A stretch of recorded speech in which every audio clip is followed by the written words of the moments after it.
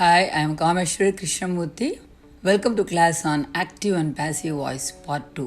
Today we are going to say grammar exercises from 10th standard English book. What is active voice? First என்னன்னா செயலை செய்பவர் தான் active voice. The boy eats an apple. அப்போ பையன் வந்து அந்த ஆப்பிளை சாப்பிட்றான், அதுதான் active voice. Passive voiceனா வந்து செய்யப்பட்ட செயல், action done. அப்போ என்ன சாப்பிட்டார் அவர்? Apple is eaten by the boy. அதுதான் பாசிவ் வாய்ஸ், செய்யப்பட்ட செயல். அதான் தெரியும் உங்களுக்கு. இப்போ வந்து உங்களுக்கு ஆக்டிவ் பாசிவ் வாய்ஸ் பற்றி புரிஞ்சிருக்கும். I hope you understood what is active and passive voice. Let's see example on active and passive voice. Present டென்ஸில் am is or plus past participle. ஆமும் இஸ்ஸும் வந்து சிங்குலருக்கு, ஆர் வந்து ப்ளூரலுக்கு. Is behaviour vexes me. அந்த மீ தான் வந்து ஐயா மாறும். ஐக்கு வந்து ஆம் தான் போடணும். ஆம் ஹீ ஷீ இட்டுக்கு இஸ்ஸு போடணும்.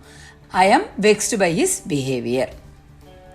இப்போ past tense was were plus past participle. Was வந்து சிங்குலருக்கு, வேர் வந்து ப்ளூரலுக்கு. The manager appointed many office assistance.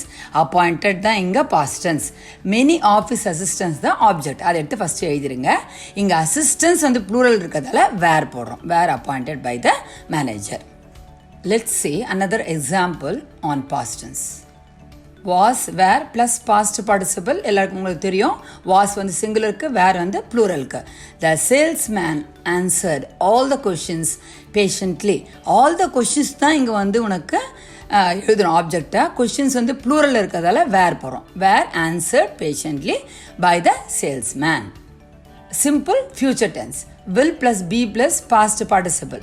Rosie will solve the problem. அப்போ நான் வர the problem will be solved by Rosie. Will, shall, can எது வந்தாலும் be போடணும். I hope the video was useful. Thank you.